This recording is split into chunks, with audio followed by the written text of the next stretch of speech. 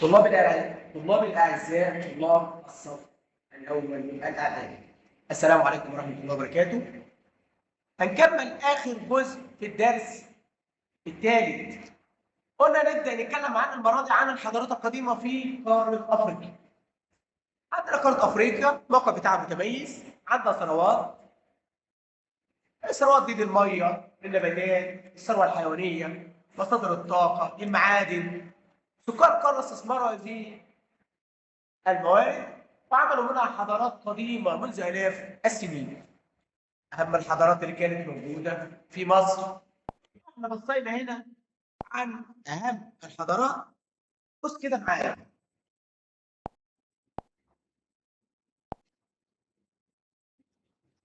أول حضارة هتكلم عنها هنا هي الحضارة المصرية القديمة.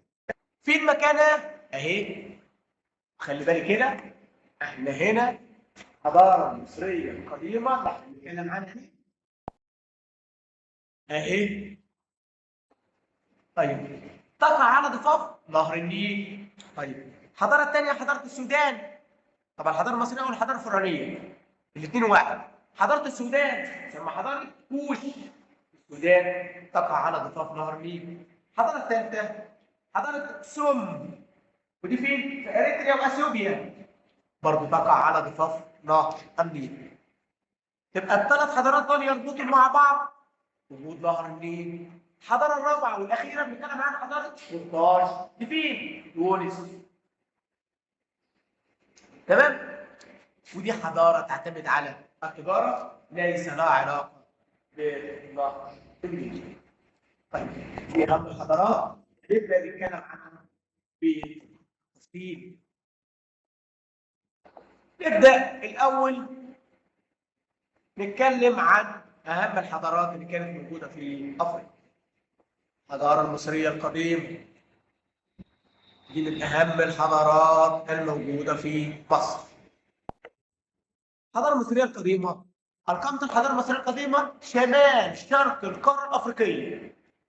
السبب في نشأتها نهر النيل. إن المصري القديم سكن على ضفاف نهر النيل وتعلم الزراعة. استأنس الحيوانات، يعني قام بتربية الحيوان. أنشأ القرى وبعدين المدن وبعدين الأقاليم وبعدين وحد البلاد وبعدين عمل أسرات زي الملك مين عمل الأسرة الأولى ويجب بعدين أسرات بعد كده.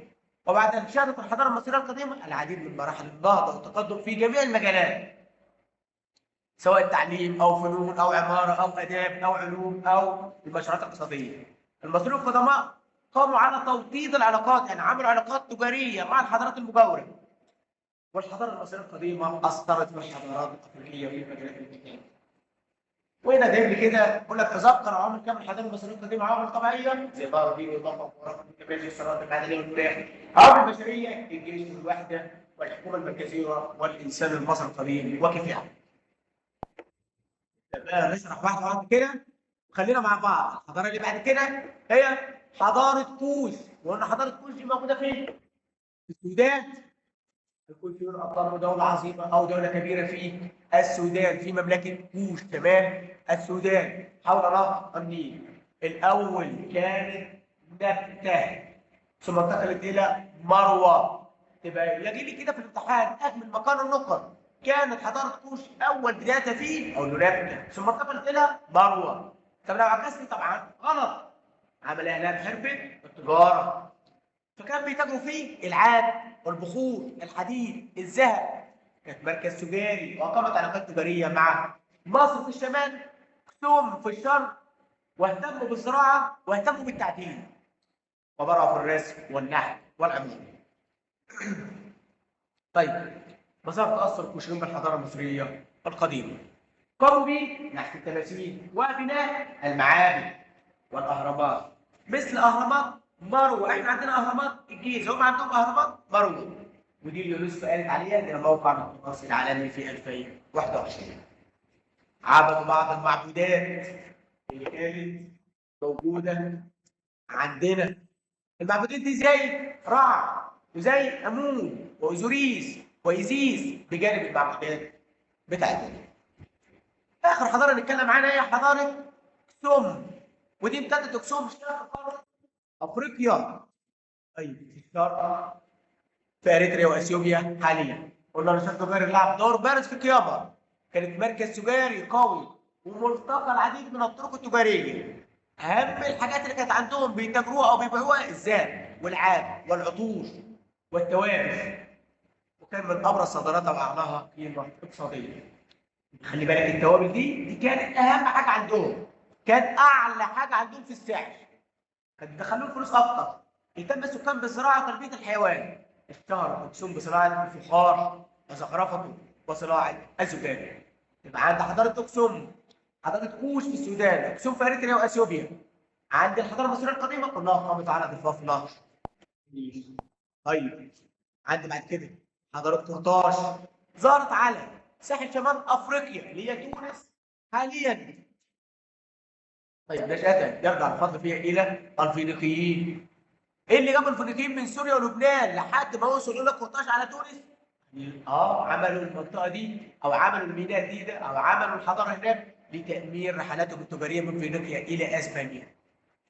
طيب ما النتيجه اللي ترتبت على ذلك لما بدات بقى تنشا الحضاره الفينيقيه؟